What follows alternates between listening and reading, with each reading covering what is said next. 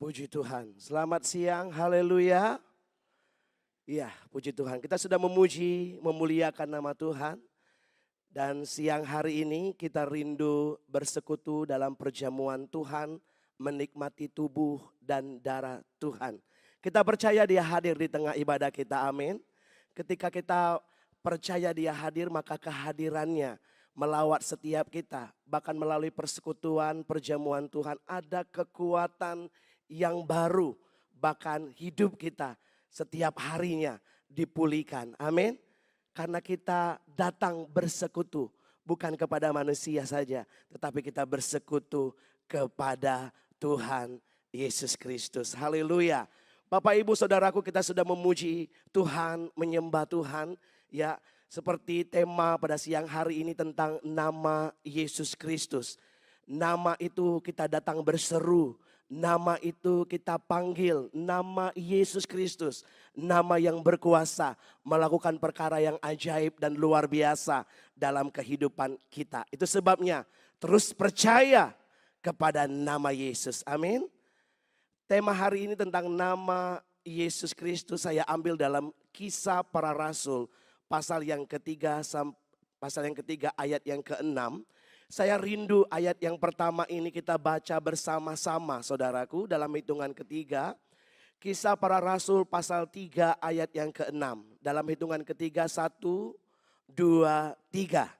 Tetapi Petrus berkata, emas dan perak tidak ada padaku. Tetapi apa yang kupunyai kuberikan kepadamu.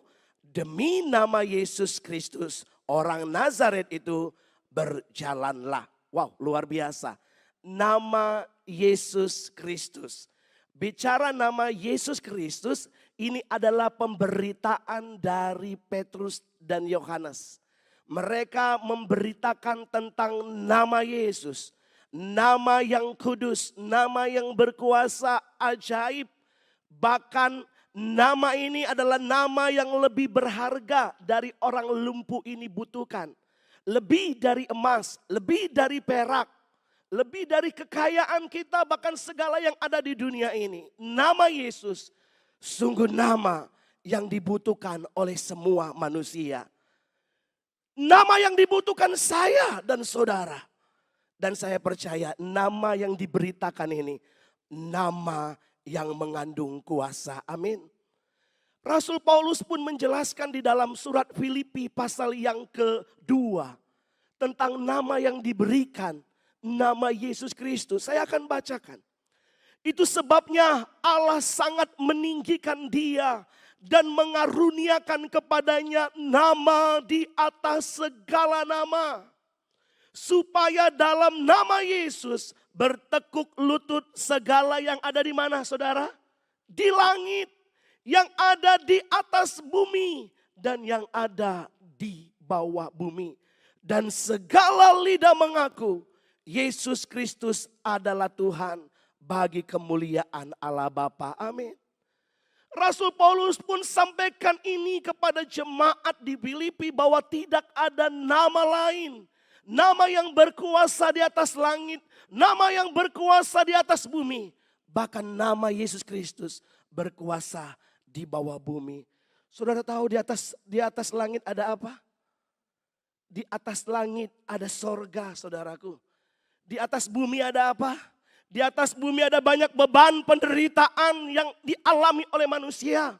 Di atas bumi ada banyak pergumulan dosa-dosa yang terjadi di manusia. Tetapi nama Yesus berkuasa atas segalanya. Bahkan di alam maut sekalipun nama Yesus tidak ada bandingannya, luar biasa. Itu sebabnya ada banyak kuasa nama Yesus. Dia dapat mengalahkan kuasa kegelapan. Tetapi dua hal yang akan saya bagikan. Yang pertama dari kisah orang lumpuh ini. Nama Yesus, nama yang menyembuhkan. Saudaraku, nama Yesus ada kesembuhan. Di dalam ayat yang pertama sampai ada ayat yang ketiga saya akan bacakan. Pada suatu hari menjelang waktu sembahyang, yaitu pukul 3 petang, naiklah Petrus dan Yohanes ke bait Allah. Di situ ada seorang laki-laki yang lumpuh sejak lahirnya, hingga ia harus diusung tiap-tiap hari. diletakkan dekat pintu gerbang bait Allah yang bernama Gerbang Indah untuk meminta sedekah kepada orang yang masuk ke dalam bait Allah. Ketika orang melihat bahwa Petrus dan Yohanes hendak masuk ke bait Allah, ia, pengemis ini, meminta sedekah. Mereka menatap dia dan Petrus berkata, lihatlah kepada kami.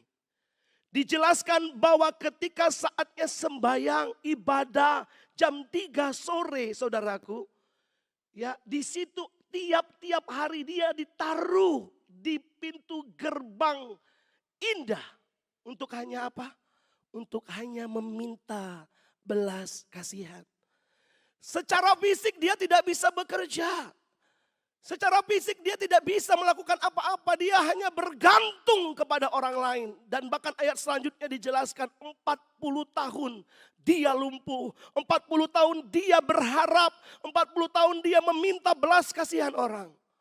Bahkan orang Israel, saudaraku, sudah terbiasa ketika mereka ke bait Allah, mereka memberikan perhatian kepada orang miskin. Termasuk orang lumpuh ini. Tetapi ketika Petrus dan Yohanes masuk ke bait Allah, melihat apa yang dibutuhkan orang lumpuh ini, Petrus berkata kepada orang lumpuh ini, lihatlah kepada kami. Kami tidak punya emas, kami tidak punya perak, lihatlah kepada kami. Jangan berharap kepada sesuatu yang panah di dunia ini. Tetapi berharaplah kepada sesuatu nama yang ajaib. Nama Tuhan Yesus Kristus. Tangan Petrus terulur memegang orang lumpuh ini. Dengan nama Yesus Kristus itu, orang lumpuh ini dapat disembuhkan. Luar biasa bukan? Nama Yesus menyembuhkan. Di pelayanan Yesus, ini hal yang biasa yang Yesus lakukan. Pelayanan Yesus banyak orang yang disembuhkan. Ya kalau kita lihat di Matius pasal 15 ayat 31. Orang lumpuh, orang buta, ya orang bisu. Bahkan orang bisa berjalan, yang buta bisa melihat. Mereka memuliakan Allah. Itu biasa Yesus lakukan selama dia melayani di muka bumi ini. Bahkan Yohanes 5 ayat 8 dikatakan di kolam Betesda Yesus berkata kepada orang lumpuh. Bangunlah. Angkatlah tilammu dan berjalanlah. Saya percaya saudaraku, orang lumpuh ini mendengar tentang Yesus karena dia sudah 40 tahun. Dia ada di bait Allah, di pintu bait Allah. Dia melihat Yesus, tetapi Yesus sudah naik ke sorga. Yang lumpuh lain dibangkitkan, yang buta melihat. Tetapi dia punya pengharapan.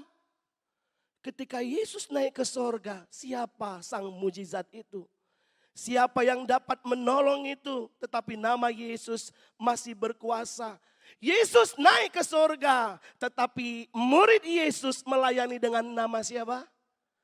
Nama Yesus Kristus.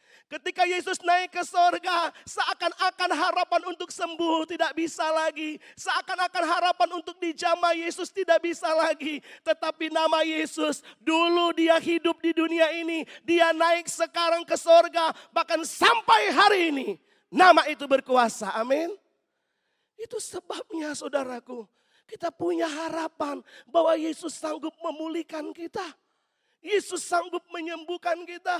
Yesus adalah pintu jawaban atas setiap pergumulan seluruh kehidupan kita. Perhatikan tentang kesaksian nama Yesus. Mengapa nama Yesus begitu berkuasa?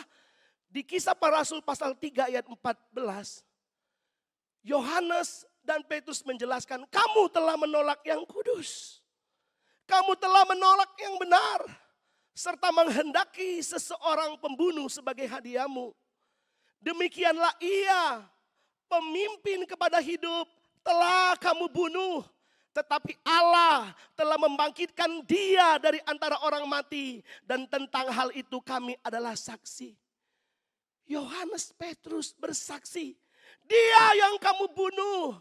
Karena mereka tidak terima mujizat dilakukan dengan nama Yesus. Dia yang kamu tolak. Pemimpin yang membawa hidup kamu buang. Ayat 16. Dan karena kepercayaan dalam nama Yesus. Haleluya. Maka nama itu telah menguatkan orang yang kamu lihat dan kamu kenal. Dikenal karena setiap hari ada di bait Allah meminta-minta. Dan kepercayaan itu telah memberi apa? Kesembuhan kepada orang ini di depan kamu semua. Wow, luar biasa ya. Terus ayat yang ke-10 dari pasal 4. Maka ketahuilah oleh kamu sekalian dan oleh seluruh umat Israel. Ketahuilah. Ketahuilah oleh kamu semua dan orang Israel. Bahwa dalam nama Yesus Kristus orang Nazaret yang telah kamu salibkan. Tetapi yang telah bangkit dari antara orang mati. Allah membangkitkan dia saudaraku. Dan membuat orang lumpuh ini berdiri sehat dan tegap. Bagaimana dengan kita hari-hari ini? Adakah kita masih mencintai nama itu? Adakah kita masih meyakini nama itu? Terkadang kita lupa ketika masalah datang. Kita lebih mengucapkan sumpah sarapa. Kita lebih mengucapkan banyak kutuk. Kita lebih mengucapkan banyak kekesalan. Kita salah menyalahkan orang lain dengan perkataan kita. Tetapi coba datang kepada nama yang ajaib. Nama yang diberitakan Petrus dan Yohanes. Nama yang menyembuhkan orang lumpuh ini. Nama itu juga dapat menolong setiap kita. Amin. Haleluya. Selanjutnya dari nama Yesus ini orang lumpuh ini memberi kesaksian.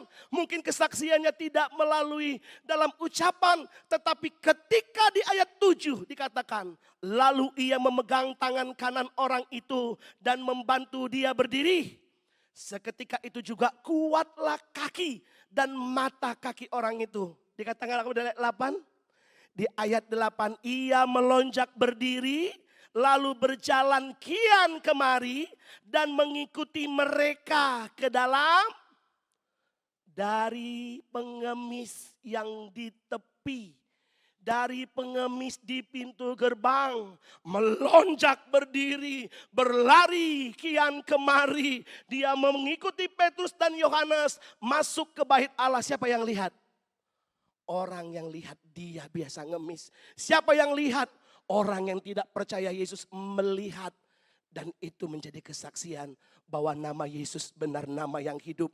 Dia memuji, bahkan dikatakan memuliakan nama Allah. Bagaimana dengan kita? Justru seharusnya nama yang ajaib yang ada dalam hati saudara. Justru nama itu yang menggerakkan saudara untuk tidak berhenti melakukan sesuatu buat Tuhan. Amin. Justru nama itu yang akan membuat saudara memuji Tuhan lebih sungguh lagi. Justru nama itulah yang memulihkan kekecewaan saudara. Saudara ganti dengan puji-pujian, pengharapan kepada Dia. Pagi hari ini apapun masalah saudara. Apapun tantangan hidup dalam saudara. Datang kepada nama yang ajaib. Nama Tuhan Yesus Kristus. Selanjutnya.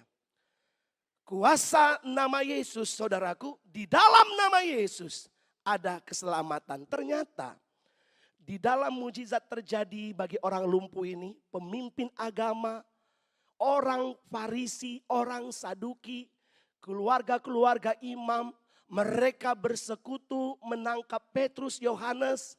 Dan mereka memenjarakan Petrus Yohanes. Keesokan harinya Petrus dan Yohanes disidang. Ketika disidang saudaraku, di situ dikatakan di ayat yang ke-7. Lalu Petrus dan Yohanes dihadapkan kepada sidang itu dan mulai diperiksa dengan pertanyaannya. Pertanyaan apa? Pertanyaan yang sebenarnya nggak perlu dijawab, mereka sudah tahu. Tetapi mereka tidak percaya kepada nama itu. Dia bertanya seperti ini, pemimpin itu bertanya, dengan kuasa manakah? Atau dalam nama siapakah kamu bertindak demikian? Dengan kuasa mana? Dengan nama siapa kamu menyembuhkan orang lumpuh ini? Lalu kesempatan inilah Petrus menjawab di ayat yang ke-10 dalam pimpinan roh. Dikatakan apa? Ayat 10. Maka ketahuilah oleh kamu sekalian dan seluruh umat Israel bahwa dalam nama Yesus Kristus, orang Nazaret yang telah apa? Kamu salib.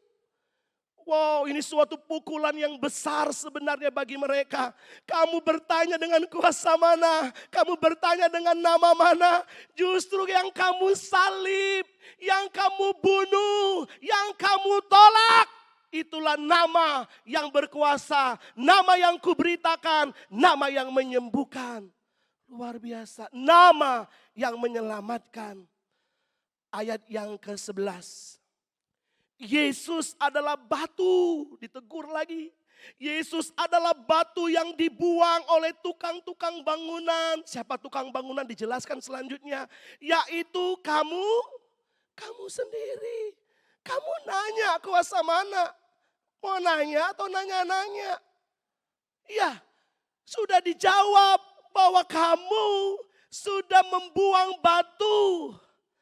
Kamu sendiri seharusnya pemimpin agama. Kamu menolak Yesus sebenarnya itu adalah batu penjuru. Ayat 12. Dan keselamatan tidak ada dalam siapapun selain di dalam Dia. Sebab di bawah kolong langit ini tidak ada nama lain yang diberikan kepada manusia yang olehnya kita dapat diselamatkan. Ada banyak nama Yesus di sana waktu di zaman itu.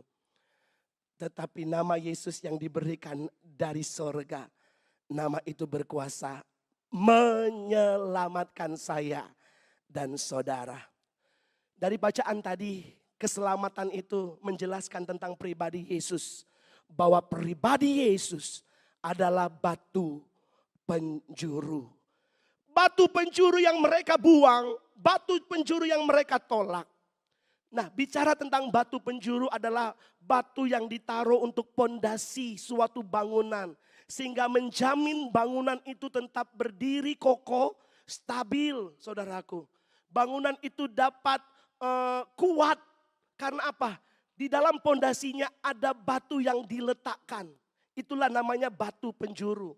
Nah, seharusnya pemimpin agama melalui Yesus Kristus mereka membawa umat Israel bertumbuh, percaya kepada pribadinya. Tetapi justru engkau tukang-tukang, engkau ahli-ahli Taurat, engkau tahu tentang Mesias, engkau tahu tentang keselamatan. Tetapi bukan menjadikan Yesus dasar pondasi batu penjuru, justru engkau membuangnya. Wow, ini teguran yang sakit ya bagi para pemimpin pada waktu itu. Ternyata yang mereka salibkan itu adalah batu penjuru. Yang mereka tolak itu adalah batu hidup. Batu-batu yang disusun. Ya saudaraku, ketika menyentuh batu pondasi, batu penjuru itu, maka batu-batu itu menjadi kuat. Itulah sebabnya kita sebagai orang yang percaya kepada batu penjuru itu, kita diletakkan batu-batu yang kecil ini, dibangun di atas dia, menyentuh pondasi yang kuat itu. Maka kita menjadi gereja yang kuat, amin. Gereja yang hidup, gereja yang di nama Yesus dimuliakan di dalamnya. Bahkan batu penjuru dalam Mazmur 118 ayat 19 sampai 23. Mazmur ini dinyanyikan dengan sorak-sorai. Mazmur ini dinyanyikan dengan sukacita. Mengapa? Tuhanlah kekuatan dan mazmurku. Dikatakan di situ di ayat yang ke-19.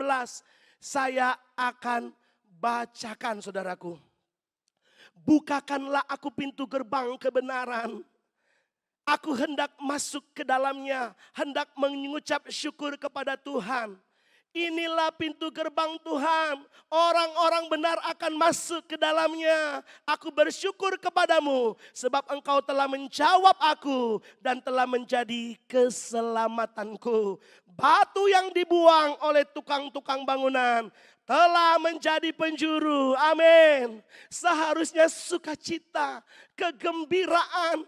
Batu yang mereka tolak, tetapi batu itu kita terima dan kita diselamatkan. Ini anugerah, keselamatan yang Tuhan berikan buat saya dan saudara. Ayat 23, hal itu terjadi dari siapa? Dari pihak Tuhan. Suatu perbuatan ajaib di mana? Di mata kita. Ternyata batu itu mahal. Batu itu luar biasa. Di dalam batu itu Yesus Kristus ada hidup. Siapa yang menolak batu penjuru itu, maka dia menolak hidup. Siapa yang menerima batu penjuru itu, maka dia dibangun kepada pondasi yang benar. Dia memperoleh kehidupan yang kekal bersama dengan Tuhan. Saudaraku, selanjutnya nama Yesus Kristus yang disalib, mati dan yang bangkit disebut batu penjuru. Nama Yesus itulah yang disebut nama yang menyelamatkan. Ayat 12 sudah kita baca. Dan keselamatan tidak ada dalam siapapun juga. Saudaraku, dalam kasih Tuhan Yesus Kristus, Paulus, Petrus dan Yohanes ketika disidang, dia jelaskan ini. Tidak ada nama yang diberikan, nama yang menyelamatkan hanya di dalam Dia. Dia memberi jawaban, tetapi jawaban ini di ayat 12 ini memberi informasi bahwa ada berita kabar baik bagi mereka yang membutuhkan keselamatan. Siapa di sini butuh keselamatan? Katakan amin. Saya pun butuh keselamatan. Ketika Petrus sampaikan kebenaran ini kepada pemimpin, tetapi kepada setiap kita yang mendengarkan, ini adalah berita kabar baik. Sebab apa? Di dalam Dia ada keselamatan. Bapak, Ibu, Saudaraku, mengapa manusia butuh keselamatan? Saya, saudara, butuh keselamatan. Karena semua manusia telah berdosa dan hilang kemuliaan Allah. Dan karena manusia berdosa, manusia tidak dapat menyelamatkan dirinya sendiri dengan cara apapun. Saya berdosa, ibu bapak berdosa. Saya tidak bisa menyelamatkan saudara. Saudara tidak bisa menyelamatkan saya. Kita sama-sama dalam lumpur. Siapa yang menyelamatkan kita? Seorang yang tidak ada di dalam lumpur. Seorang yang datang ke dunia ini karena kita berdosa. Jadi dengan cara lain dunia berusaha berbuat baik untuk masuk sorga. Dunia berusaha menguasai banyak hal untuk sampai ke sorga. Tetapi dikatakan bahkan segala kesalehan manusia di hadapan Allah digambarkan seperti apa? Kain kotor. Kain kotor sesuatu hal yang menjijikkan di hadapan Tuhan. Itu sebabnya saya dan saudara butuh keselamatan. Amin. Coba kita baca Roma 3 ayat 23. Karena semua orang telah berbuat dosa dan telah kehilangan. Saya tidak akan membahas tentang jatuhnya manusia, bagaimana mereka hidup dalam kemuliaan Allah sebelum jatuh dalam dosa. Tetapi firman Tuhan ini cukup jelas. Semua orang, kita semua berbuat dosa, hilang kemuliaan Allah. Kita telanjang di hadapan Tuhan. Manusia berusaha menutup dirinya begitu rupa. Tetapi di hadapan Allah kita masih kotor dan butuh diselamatkan. Roma 6 ayat 23. Upah dosa adalah, saudara tahu upah dosa adalah maut. Maut itu terpisah dari Allah. Yang tadinya bersekutu dengan Allah, dekat sama Allah. Oleh karena dosa, maka dosa ini memberi upah terpisah dengan Allah. Tempat orang yang terpisah dengan Allah di mana? Kematian kekal di api neraka. Kalau terpisah dengan Allah, maka jarak saya dan Allah adalah jarak yang sangat jauh. Kita tidak bisa mendekat kepada Allah. Allah itu kudus. Kekudusan Allah seperti kemuliaan matahari. Ketika kita dekat sama matahari, adem. Ketika kita dekat sama matahari, dingin. Ketika kita dekat dengan matahari, justru matahari akan membakar kita. Itulah menggambarkan kekudusan Allah. Karena kita berdosa, berusaha dekat dengan Allah, maka binasalah hidup kita. Itulah jarak. Karena apa? Dosa. Tetapi persoalan dosa, persoalan hidupmu, persoalan perkara masalahmu, bahkan semua pelanggaranmu, Petrus, Yohanes beritakan, hanya nama Yesus yang dapat memberi jalan keluar. Matius 1 ayat 21 dikatakan, ia akan melahirkan anak laki-laki dan engkau akan menamakan dia siapa? Yesus. Dalam bahasa Yunani diartikan Yesus. Dalam bahasa Ibrani Yosua. Ya, tetapi mengandung makna yang sama. Dialah yang akan menyelamatkan umatnya dari dosa. Tidak ada dosa kecil. Tidak ada dosa besar. Dosa tetap dosa. Tetapi solusi utama adalah di dalam nama Yesus yang akan menyelamatkan umatnya dari dosa. Yohanes 3 ayat 16. Karena begitu besar kasih Allah akan dunia ini. Ia apa? Mengaruniakan. Ini yang dikatakan tadi. Orang yang tidak ada dalam lumpur. Siapa? Allah sendiri. Saya dan saudara ada dalam kubangan dosa.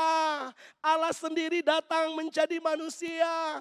Supaya apa? Yesus menyentuh orang berdosa diampuni.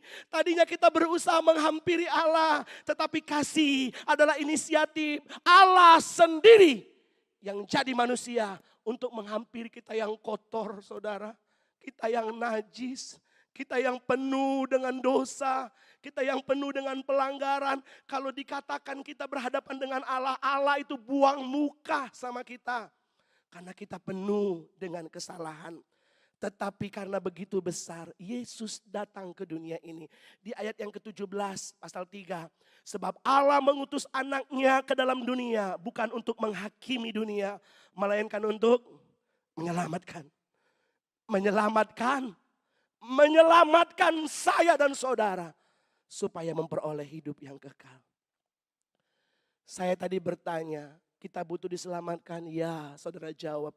Bagaimana dengan keluarga kita yang belum mengenal dan belum mendapatkan kepastian? Hari ini terima Yesus Kristus, kabari nama Yesus Kristus, nama yang dapat menyelamatkan kita. Ketika kita nyatakan nama Yesus, maka di dalam nama Yesus itu ada pengampunan dosa. Kisah Para Rasul 10 ayat 43. 10 ayat 43, tentang dialah semua nabi bersaksi bahwa barang siapa percaya kepadanya, kepada namanya, ia akan mendapatkan apa? Pengampunan.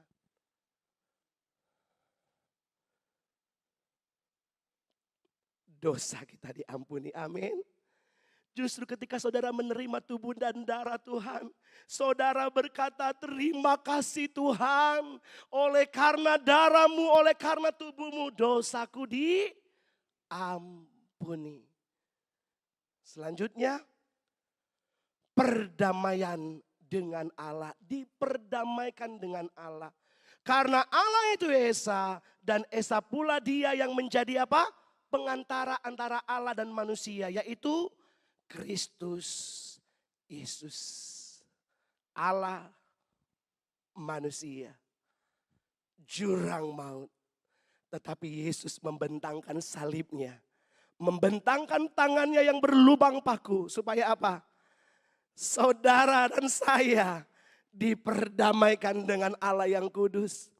Allah murka bukan kepada kita lagi, tetapi Allah murka di dalam kematian Yesus Kristus. Dan dengan darahnya dikatakan dia imam besar yang mempersembahkan bukan dengan darah binatang lagi, tetapi darahnya sendiri yang berkuasa. Baik waktu itu, hari ini, bahkan sampai selama-lamanya. Dan kita memperoleh keselamatan daripada Tuhan. Senang saudara ya, kalau kita musuhan sama istri atau pasangan tiba-tiba diperdamaikan baikan. ada kebahagiaan tersendiri. Begitu juga ketika kita diperdamaikan dengan Allah. Allah sudah tidak buang muka sama saudara. Saudara datang berdoa bebas, mau ngomong apa. Saudara datang gak perlu bakar korban, gak perlu sembelih hewan. Gak perlu curahkan darah lagi. Karena darah Yesus sudah memperdamaikan kita dengan Allah. Dan di dalam nama Yesus kita memperoleh keselamatan. Jaminannya apa? Bukan kesembuhan jasmani saja. Lebih daripada kesembuhan jasmani. Keselamatan itu diberikan kehidupan kekal. Ayat yang sudah kita baca. Dan sungguh ayat ini luar biasa. Dan keselamatan hanya di dalam Yesus. Bagaimana kita mendapatkan dan menerima keselamatan? Mungkin saudara yang datang hari ini, saudara yang bertahun-tahun tetapi belum secara pribadi menyatakan diri. Aku percaya Yesus dari hatiku. Aku mengaku Yesus dari hatiku. Belum saudaraku, tetapi ini kami akan sampaikan. Untuk apa? Untuk saudara tidak sia-siakan kesempatan. Supaya apa? Saudara benar-benar mendapatkan jaminan hidup kekal, keselamatan dalam Yesus. Bagaimana menerima keselamatan? Bertobat dan percaya. Bertobat itu adalah perubahan saudaraku. Ya, 180 derajat. Ya, kita meninggalkan Allah, kita melupakan Allah, kita jauh dari Allah. Lalu kita bertobat, kita berbalik 180 derajat. Kita arahkan diri kepada Dia, kita percaya kepada Dia. Langkah awal, supaya apa? Kita diselamatkan. Ayat 21 dari pasal 20. Aku senantiasa bersaksi kepada orang-orang Yahudi, orang-orang Yunani. Supaya apa? Mereka bertobat dan percaya kepada Tuhan Yesus. Ku telah mati dan tinggalkan, amin. Bertobat, tinggalkan. Percaya kepada Yesus. Selanjutnya apa Pak? Selanjutnya memberikan pengakuan iman percaya kepada Yesus Kristus. Roma 10 ayat 9. Ternyata untuk diselamatkan itu gak bisa dalam hati tok. Harus diakui dari perkataan dan dari kehidupan kita. Sekalipun nyawa taruhannya ya. Sebab jika kamu mengaku dengan mulutmu bahwa Yesus adalah Tuhan. Dan percaya dalam hatimu bahwa Allah telah membangkitkan Dia dari antara orang mati. Maka kamu akan diselamatkan. Karena dengan hati orang percaya dan dibenarkan. Dan dengan mulut orang mengaku dan selamatkan. Pernah sampaikan ini secara pribadi di hadapan Tuhan? Pak, saya udah sekolah minggu, betul. Anak-anak belum mengerti tentang dosa. Mereka belum mengerti butuh keselamatan. Tetapi ketika kita sadar kita berdosa dan butuh keselamatan. Akui itu. Percaya itu di hati kita. Dan akui itu di mulut kita. Maka kita diselamatkan. Yesus itu di hati. Yesus juga hidup di perkataan kita. Amin. Sehingga apa? Jaminan keselamatan menjadi bagian kita. Selanjutnya langkahnya apa? Memberi diri dibaptis. Bulan lalu kita udah bahas. Bulan ini tentang keselamatan. Disinggung sedikit baptisan saudaraku. Kalau saudara masih sehat, saudara masih kuat. Tahu kebenaran bahwa saudara adalah beriman kepada Yesus. Proklamirkan iman saudara. Nyatakan kepada dunia bahwa saya percaya kepada Yesus dengan melakukan kehendaknya. Dibaptis. Nanti udah di ICU, Pak Simon datang ke ICU, baptis dulu, ini belum dibaptis. Kalau udah di ICU saudaraku, tinggal nama Yesus aja yang diberitakan, gak perlu lagi dibaptis. Tapi kalau kita yang masih sehat, masih mengulur-ngulur waktu dibaptis. Kalau saudara rindu keselamatan itu saudara, terus nyata dalam kita melakukan kehendaknya, kita mau memberi diri dibaptis. Ayat 2, kisah 2 ayat 38. Kata Petrus, bertobat dan berikan dirimu untuk dibaptis.